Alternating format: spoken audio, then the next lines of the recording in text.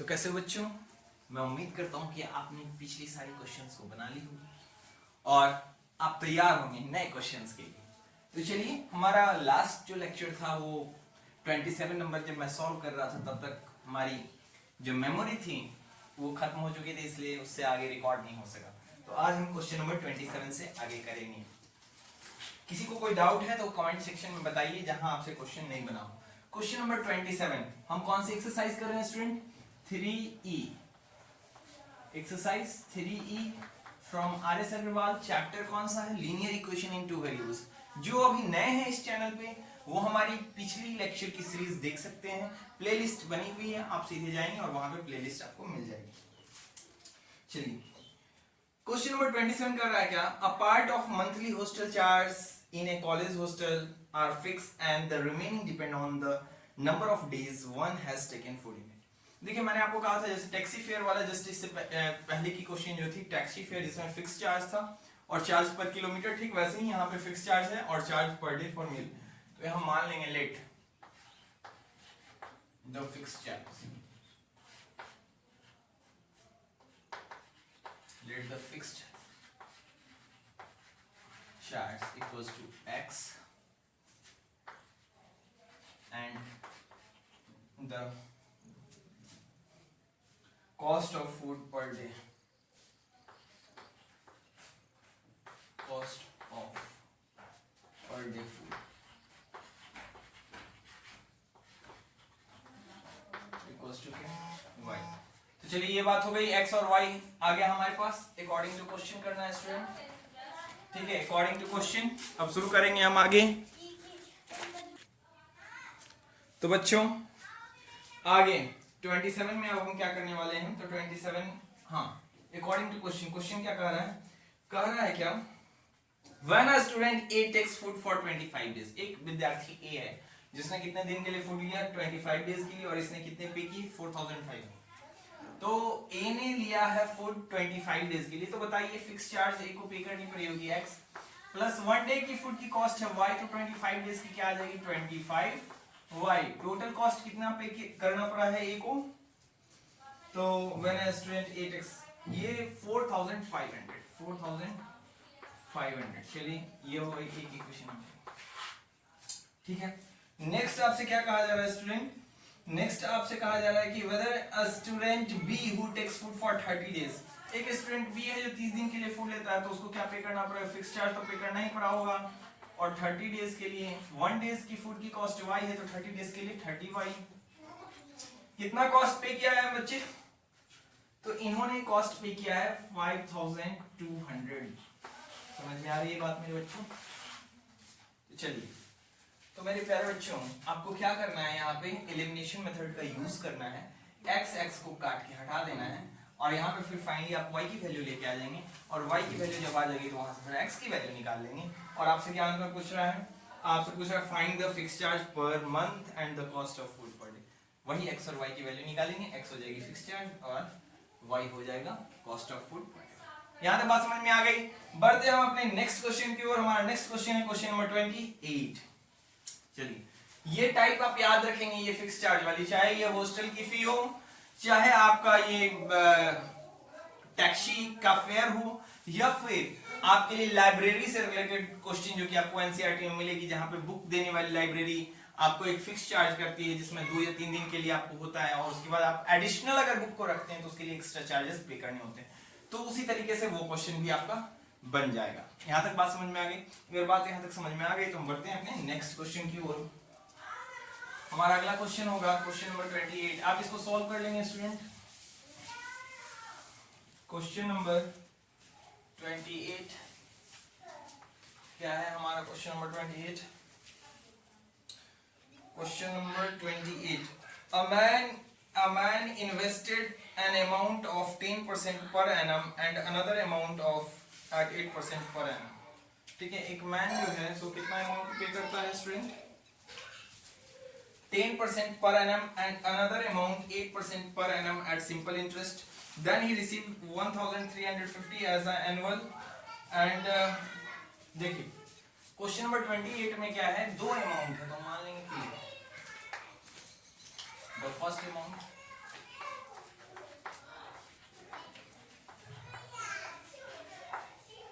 Let the first amount be x and the second amount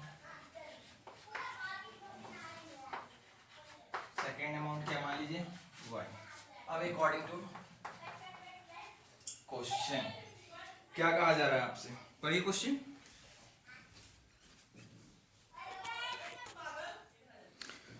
तो student यहाँ तक आपने कर लिया. अब आपसे क्या कह रहा है, आपसे कह रहा है a man invested an amount 10% per annum and another amount 8% per annum at simple interest, thus he received 1350. एक अमाउंट पर उसको 8% का लाभ होता है, ठीक है ना.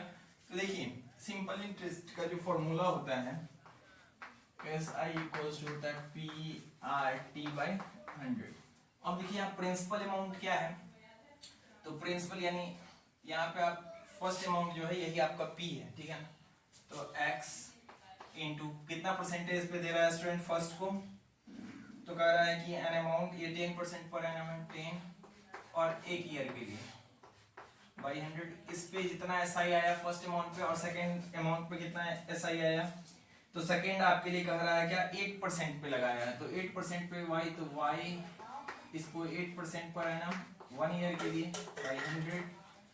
टोटल कितना SI आ जाता है स्टूडेंट इन दोनों अमाउंट को मिला के 1350. यहां तक मेरी बात आप समझ पाए. अब यहाँ पे हम क्या करेंगे, इसको यहाँ से आप देखिए 2 से इसको कट कीजिए, तो 2 से कितने टाइम्स में, यहाँ देखिए 0 से 0 मत कट करना. 2 से इसलिए कट करना क्योंकि 2 से एक बार यहाँ भी कट होगा तो यहाँ डिनोमिनेटर सेम रहेगा, तो 2 से इसको 5 टाइम्स में, 2 से इसको 50 टाइम्स में, 2 से इसको 4 टाइम्स में और 2 से इसको 50 टाइम्स में. इससे ज्यादा आप कट मत कीजिए. तो ये क्या आ जाएगा बताइए, यहाँ पे 5x by 50 plus 4y by 50 equals to 1350. यहाँ से 50 हो जाएगी LCM, यहाँ आ जाएगा 5x plus 4y equals to 1350. यहाँ आप क्या करेंगे 5x प्लस क्या 4y इक्वल्स टू 1350 इंटू क्या 50. यहाँ से आ जाएगी क्या 5x plus 4y equals to यहाँ करेंगे 0 0, 5 5 सा 25, 2 5 3 सा 15 और 2 17, 5 1 जा 5 6. यानी ये हो गया हमारा इक्वेशन नंबर फर्स्ट. यहाँ तक बात समझ में आ गई इक्वेशन फर्स्ट की. तो इक्वेशन फर्स्ट आप लिख लीजिए. अब इसी तरीके से हम बनाएंगे इक्वेशन सेकेंड. एंड आपसे फिर से क्या कर रहा है स्टूडेंट, कह रहा है क्या कि had he interchanged the amount invested he would have received 45 less as interest. कह रहा है had he interchanged the amount, अगर वो अमाउंट को इंटरचेंज कर देता है, दैट मींस कि x को यहाँ 10% पे दिया था x अमाउंट को, अगर वही x को 8% पे दिया और y को जो 8% पे दिया था उसको 10% पे दे, तो क्या होता है 45 लेस, यानी उसके पास जो इंटरेस्ट आते हैं जितना आता था उससे 45 कम आता है. तो दैट मींस क्या कि x को अब लगा देगा 10 की जगह पे 8% पे 1 ईयर के लिए, प्लस y को जो 8 पे लगाया था उसको लगा देगा 10% पे. यही इंटरचेंज हो गया. तो बोलता है 45 लेस, तो 1350 आता था, तो अब कितना आ जाएगा 1305. यहां तक बात समझ में आ गई. 45 लेस एज अ इंटरेस्ट. अब इसको सॉल्व करेंगे, मैंने वही कहा इसको 4 2 से काटिए और इसको भी 2 से. क्यों काटा ये बात आपके समझ में आ गई. अगर हम इसको और कट कर देंगे तो नीचे का डिनोमिनेटर हमारा नहीं मिलेगा. 2 से हमने काट दिया है, 2 से 50 टाइम्स और 2 से 10 5 टाइम्स. अब यहाँ पे क्या आ जाएगा student 4x by 50 plus 5y by 50 equals to 1305. देखिए अगर 5 से आप इसको काट देंगे यहाँ 10 आ जाएगी, 4 में यहाँ 2 से काट देंगे, ऊपर में 2 नीचे में 25, तो 10 25 फिर से आपको एलसीएम लेना पड़ेगा. यहाँ ये सेम करने के चलते ही इसको भी से ज्यादा नहीं कट करेंगे. एलसीएम क्या आ जाएगी यहाँ से 50, ये क्या आ जाएगा 4x प्लस क्या 5y इक्वल्स टू 1305. यहाँ से क्या आ जाएगा student 4x plus 5y equals to 1305 into क्या 50. यहाँ से क्या आ जाएगा student, 4x plus 5y equals to 5 5 are 25, 2 5 3 are 15, carry 1 5 65,250 rupees इस बार आई, और पिछले बार आया था 67,500। ये हमारा इक्वेशन नंबर क्या होगा 2। अब देखिए इन दोनों इक्वेशन को आप चाहें तो जिस मेथड से सॉल्व कर सकते हैं। यहाँ पे आप देखेंगे तो एक चीज आप पाएंगे, मैंने आपको इक्वेशन में बताया था कि जब x के साथ जो कोफिशिएंट हो वो दूसरे इक्वेशन में y का कोफिशिएंट हो, और जो फर्स्ट में y का कोफिशिएंट हो वो दूसरे में x का हो, तो इस कंडीशन में एक बार ऐड करते हैं, एक बार सब्ट्रैक्ट करते हैं, और तब जो इक्वेशन आता है उसको एलिमिनेट करते हैं। तो आप उस तरीके का यूज करेंगे तो आपको ज्यादा गुना नहीं करना पड़ेगा। अदरवाइज अगर आप x को कट करना चाहते हैं तो आपको यहाँ पे 4 से इस पूरे को गुना करना पड़ेगा और इस पूरे को 5 से गुना करना पड़ेगा। यहाँ तक बात समझ में आ गई। जो x और y आएगा वही आपका वो दोनों अमाउंट होगा। आपसे क्या पूछ रहा है, आपसे अंत में यही पूछा जा रहा है स्टूडेंट कि what amount did he invest at different rate, कौन कौन सा अमाउंट उसने इन्वेस्ट किया था। तो x और y की आप वैल्यू निकालेंगे, रिजल्ट आ जाएगी। ठीक है, हम बढ़ते हैं अपने नेक्स्ट क्वेश्चन की ओर। आपको इक्वेशन 1 और इक्वेशन 2 मैंने बता दिया है, आप इसको सॉल्व कर लें। ठीक है, मैं इरेज करूं।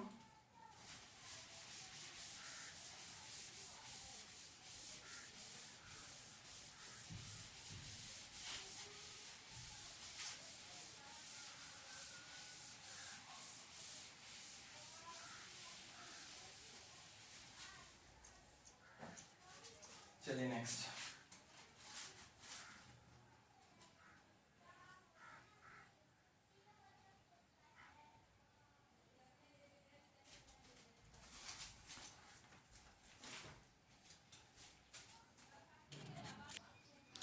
चलिए स्टूडेंट बढ़ते हैं हम अपने नेक्स्ट क्वेश्चन की ओर। Question number 29। देखिए 29 नंबर क्वेश्चन क्या कह रहा है, monthly income of A and B are in ratio 5:4।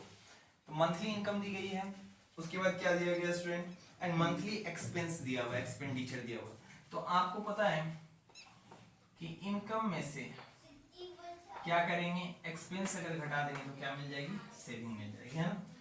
जितना हम कमाते हैं उसमें से कितना हम खर्च करते हैं, अगर 100 रुपए हमने कमाया उसमें से 50 रुपया खर्च कर दे तो हमारी सेविंग क्या हो जाएगी, 100 माइनस 50 तो बच गया 50, वही हमारी सेविंग। यहाँ पे वही बात है स्टूडेंट, यहाँ पे कह रहा है कि if each save 9,000 per month find the monthly income. अगर दोनोदोनों 9,000 पर मंथ सेव करते हैं तो मंथली इनकम फाइंड कीजिए। तो चलिए पहले हम बात करते हैं एक ही, यहाँ करेंगे let the monthly income of a. तो मंथली इनकम ए का क्या है, हो जाएगा स्टूडेंट। अब यहाँ पे ये बात याद रखिए कि रेशियो में हम सेम ही मानेंगे। तो ए और बी दोनों की दी गई है इनकम की रेशियो, क्या दी गई है 5:4। तो ए के लिए यूज करेंगे हम 5x और मंथली इनकम ऑफ बी के लिए यूज करेंगे यहाँ पे हम 4x। यहाँ तक बात समझ में आ गई। एंड the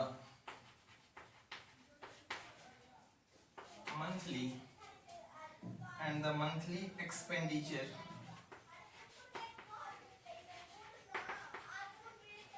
of A की मंथली एक्सपेंडिचर। अब यहाँ पे एक्सपेंडिचर के लिए आप अलग वेरिएबल यूज करेंगे, 7:5 है तो यहाँ 7y, और मंथली एक्सपेंडिचर ऑफ B क्या हो जाएगा स्टूडेंट, यहाँ पे आ जाएगी 5y। अब यहाँ से अकॉर्डिंग टू क्या करेंगे, क्वेश्चन कह रहा है दोनों जो है सो कितना सेव करते हैं 9,000। तो देखिए मैंने क्या कहा कि सेविंग इक्वल्स टू क्या होता है, या फिर ऐसा लिखिए कि income minus expenditure equals to क्या, सेविंग। चलिए यहाँ पे हम यहाँ पे इसलिए बताइए ए की इनकम क्या है 5x, एक्सपेंस कितना करता है 7y, और दोनों मिला के सेव कितने करते हैं, यानी ए भी उतना ही सेव करेगा। कितना सेव करते हैं स्टूडेंट, कह रहा कि 9,000 पर मंथ सेविंग है, ये हो गया 9,000। और यहाँ से एंड बी के लिए क्या है, बी कितना इनकम करता है 4x, एक्सपेंस कितना करता है 5y, और इसने भी कितनी सेविंग करी है 9,000। यहाँ तक बात समझ में आ गई? यहाँ तक अगर बात समझ में आ गई तो ये हो गया इक्वेशन नंबर फर्स्ट। अब आप क्या करेंगे, इस इक्वेशन को सॉल्व कर देंगे, चाहे एलिमिनेशन से चाहे सब्स्टिट्यूशन से। एक्स और वाई की जो वैल्यू आएगी वहां आप उसको पुट कर देंगे, आपकी रिजल्ट आ जाएगी। यहाँ तक मेरी बात समझ में आ रही है कि क्या मैं इसको बता दूं? मैं बता दूं? अच्छा चलिए, अगर आप चाहते हैं कि मैं इसको बता दूं तो आप देखिए क्या कीजिए। यहाँ पे देखिए, यहाँ पे वेरिएबल डिफरेंट है, तो यहाँ हमें क्या करना होगा, मल्टीप्लाई करनी होगी। तो चलिए हम 4 से इस पूरे को कर देते हैं और 5 से इस पूरे को कर देते हैं, तो क्या आ जाएगा मल्टीप्लाई।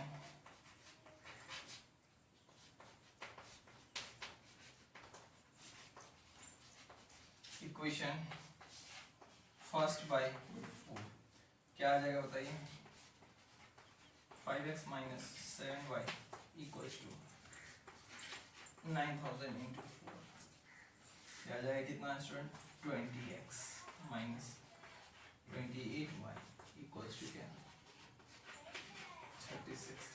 इक्वेशन नंबर थर्ड, ठीक है। उसी तरीके से आप करेंगे मल्टीप्लाइंग इक्वेशन,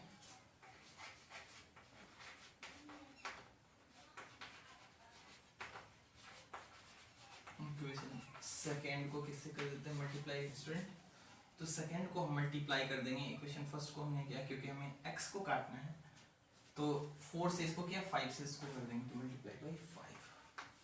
तो 5 से आप कर दीजिएगा तो क्या आ जाएगा, इक्वेशन सेकेंड क्या है वो लिख लेंगे, 4x minus of 5y equals to 9000 into 5। बताइए क्या आ जाएगा, 20x minus of 25y equals to 95 या 40। ये इक्वेशन नंबर हो गई 4। अब सब्ट्रैक्ट कर देंगे क्योंकि साइन सेम है, तो सब्ट्रैक्ट, सब्ट्रैक्टिंग इक्वेशन 4 नहीं 3 फ्रॉम 4 में से 3 को घटा देंगे, तो 4 क्या है वो लिख लीजिए, 20x minus of 25y equals to क्या, 45,000, और 3 क्या है, 20x minus 28y equals to, subtract कर रहे हैं, साइन चेंज होगी, ये हो जाएगी माइनस, ये प्लस, ये माइनस, ये कैंसिल आउट, 28 में से 25 जाएगा तो क्या आ जाएगा स्टूडेंट बताइए, 3y। यहाँ पे देखिए 36, 45,000 में से 36,000 चला जाएगा तो कितना बच जाएगा, 9,000। यहाँ से y की वैल्यू क्या आ जाएगी, यहाँ से y की वैल्यू क्या आ जाएगी स्टूडेंट, y की वैल्यू आ गई 3000। पुट कर देंगे हम इक्वेशन नंबर, चलिए सेकंड में, putting the value of y in equation second,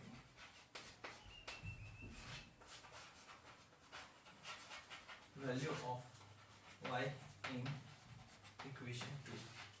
तो इक्वेशन 2 में डालेंगे क्या है, 4x minus of 5y equals to कितना स्टूडेंट, 9000 है, आ जाएगा 4x minus of 5 into y की वैल्यू है 3000। यहाँ से मुझे बताइए क्या आ जाएगा, 4x इक्वल्स टू, 5 3 जा 15, तो 15,000 इधर आ जाएगी हमारे, प्लस क्या 15,000।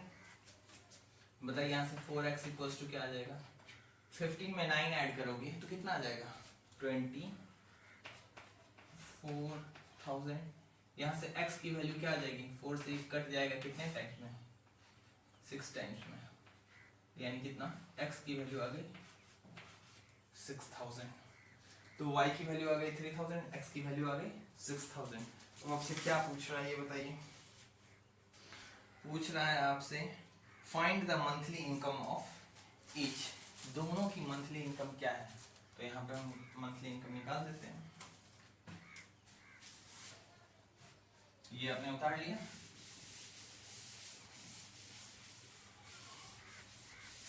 hence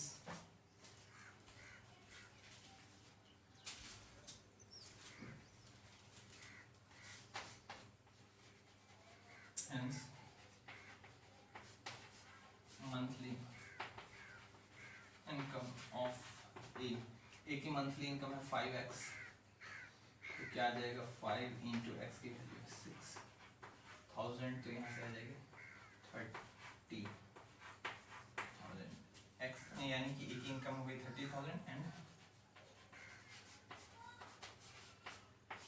monthly income of B की मंथली इनकम है 4x, 4 इंटू 6,000।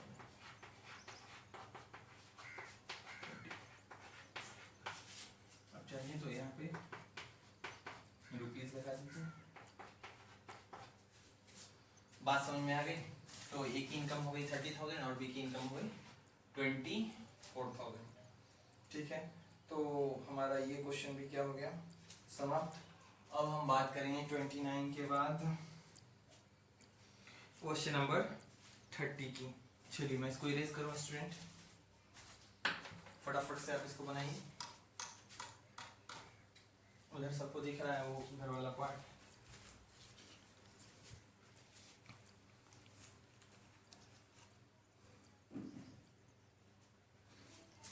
चलिए ये यहाँ पे 9,000 है।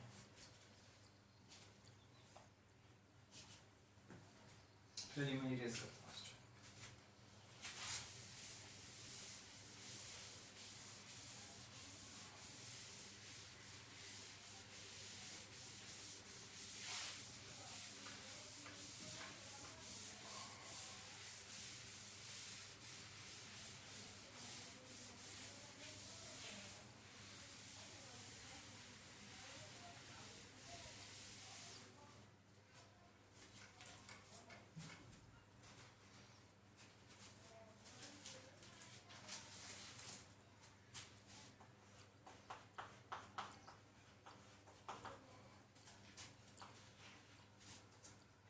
क्वेश्चन नंबर बात कर रहे हैं 30 की।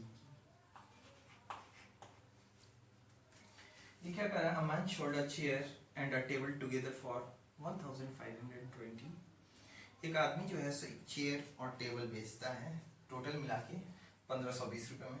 कह रहा है there by making a profit of 25% on chair and 10% on table. कितना प्रॉफिट होता है चेयर पे? 25% और टेबल पे होते हैं 10%। तो हम मान लेंगे, देखिए आप हमेशा ध्यान रखिएगा कि प्रॉफिट और लॉस हम जब फाइंड करते हैं तो हमेशा कॉस्ट प्राइस पे फाइंड करते हैं, क्योंकि अगर मुझे पता ही नहीं होगा कीमत कितनी है, हम कैसे पता करेंगे प्रॉफिट लॉस। सपोज दैट इस बुक की कीमत अगर मुझे पता है कि ये है 400 की, तो मैं इसको 450 में बेचता हूँ, तो मुझे ये बात पता लगती है कि 50 रुपये मैंने ज़्यादा में इसको बेचा, तो मुझे लगता है 50 रुपये की प्रॉफिट हुई।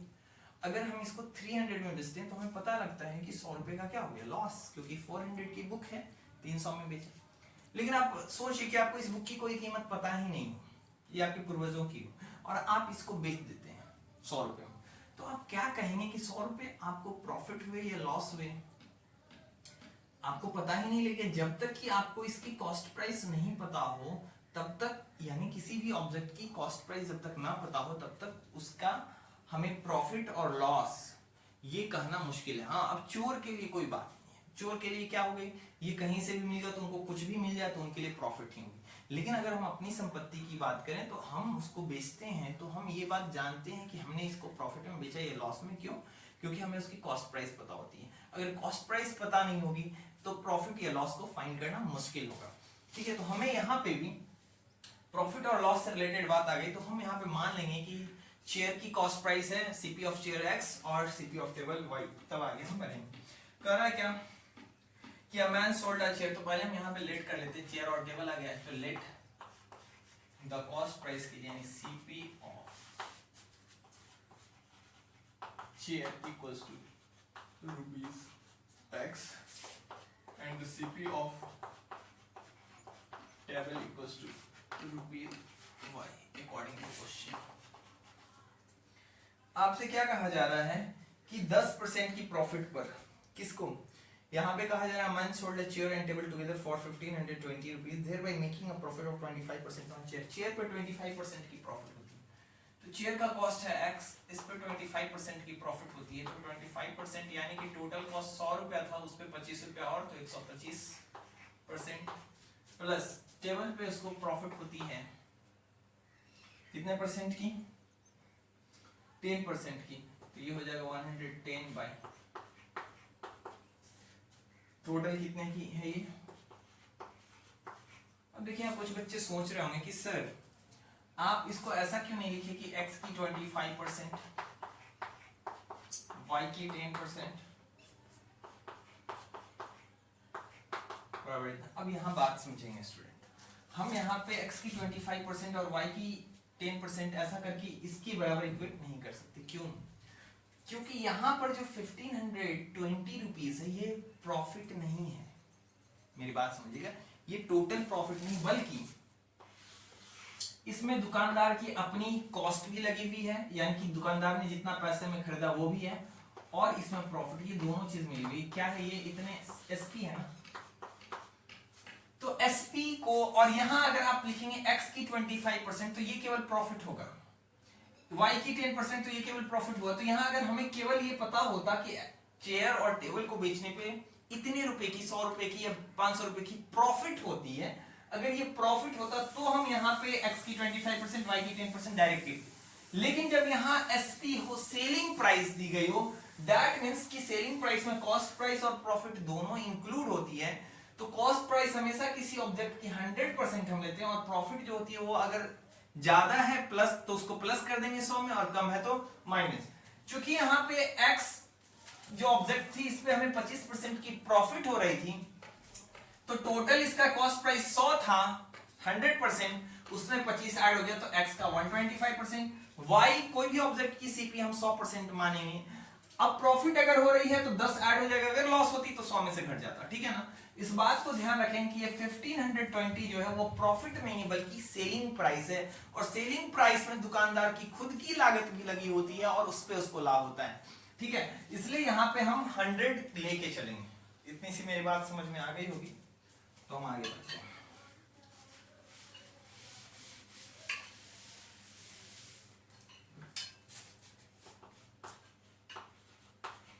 इसको सॉल्व कर लेंगे बच्चों। अब देखिए, इसको सॉल्व करने के लिए आप ऐसा सॉल्व करेंगे कि जिससे आपको ज्यादा दिक्कत ना आए, है ना? तो यहाँ पे एक काम कीजिए, आप इसको ऊपर में रहने दीजिए, 5 से कट कीजिए। 5 से कितने टाइम्स में? 2 टाइम्स में 10, 5 टाइम्स में 5 से कितने टाइम्स में? 20। ये भी 5 से कट जाएगी। 5 से कितने टाइम्स में? 2 टाइम्स, 2 टाइम्स,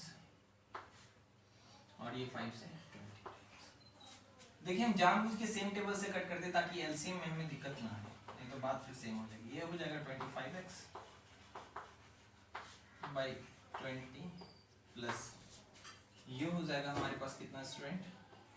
22y अपॉन 20, 1520। यहाँ से आप देखिए एलसीएम हमारा आ जाएगा क्या? Same 25x plus 22y equals to 1520। 20 को उधर भेज देंगे। 25x plus 22y equals to 1520 into 20। कुछ बच्चे इन स्टेप को डायरेक्ट भी कर सकते हैं, मैं डिटेल्स में बता रहा हूँ ताकि आपको कभी कोई दिक्कत ना आए। 2 से करेंगे, 2 0 है, ये दोनों 0 को हमने यहाँ रख दिया। 2 से करेंगे 2 2 4 5 2 10 कैरी 1 2 8। ये हो जाएगा हमारा इक्वेशन नंबर फर्स्ट। यहाँ तक बात समझ में आ गई? ये इक्वेशन फर्स्ट हो गया। एंड अब आपसे क्या कह रहा है स्टूडेंट? आपसे नेक्स्ट में कह रहा है कि बाय सेलिंग टुगेदर फॉर 1535, कितने में? 1535 में दोनों को अगर वो बेचता है, he would have made a profit of 10% on chair and 25% on table। 10% on chair, तो x का 110% प्लस चेयर है y का 125%। ठीक है, 125% स्टूडेंट कितना है यहाँ पे? तो यहाँ देखिए, यहाँ पे हमारे पास जो है वो आ गया है 25% ऑन टेबल। कितना? 1535।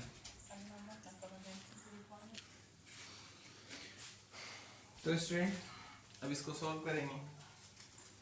तो पहले वाले पे 10% और बाद वाले पे 25%, ठीक है। कितने पे बेचता है? 1535 पे, ठीक है, 1535 पे बेचता है। अब आपको क्या करना है? फाइंड करना है। देखो एक बात बताओ स्टूडेंट, इतना कटिंग आप चाहते हैं कि ये नहीं करना पड़े, क्योंकि वही वाली बात आ रही है कि इसका कॉफिशिएंट इसके साथ और इसका कॉफिशिएंट इसके साथ, तो आप चाहें तो नहीं भी गुणा करके आप सिंपल भी कर सकते हैं। देखो मैं आपको बताता हूँ, इसको देखो इरेज करो, आप इसको काटिए ही मत, छोड़ दीजिए बिना काटे। ये भी सही है कि काट के आप छोटा कर दीजिए, और नहीं तो फिर इतना अगर लंबा नहीं ले जाना चाहते तो सिंपल सा अकॉर्डिंग टू क्वेश्चन था। पहले वाले में कितना प्रॉफिट हो रहा था स्टूडेंट? चेयर पे 25%, तो x का 125% प्लस y, यानी टेबल पे 10% हो रहा था तो 110% बराबर कितना आ जा रहा था स्टूडेंट? बराबर आ जा रहा था 1520। देखिए यहाँ भी 100, यहाँ भी 100, 1/100 कॉमन ले लीजिए, कुछ मत कीजिए, बस 1/100 कॉमन ले लीजिए। क्या बच जाएगा? 125x प्लस यहाँ हो जाएगा 110 y। देखिए 100 यहाँ था कॉमन हमने ले लिया, 1520, इस 100 से उधर भेज दीजिए तो ये हो जाएगा 125x plus 110y cos to, ये इधर आके गुणा हो जाएगा 1520 इंटू क्या 100, ये आ जाएगा 125x प्लस 1520, ये हो गया इक्वेशन नंबर फर्स्ट। यहाँ तक बात समझ में आ गई। एंड अब क्या कह रहा था कि आपके शेयर पे 10% यानी कि 110% की प्रॉफिट, और टेबल पे 25%, तो 25% का मतलब यहाँ पे 100 प्लस 25 इक्वल्स टू 1535, 1535। यहाँ तक बात समझ में आई। फिर से वही काम कीजिए, 100 कॉमन ले लीजिए, यहाँ पे जाएगा 110x प्लस 125 क्या y इक्वल्स टू आ जाएगा 1535।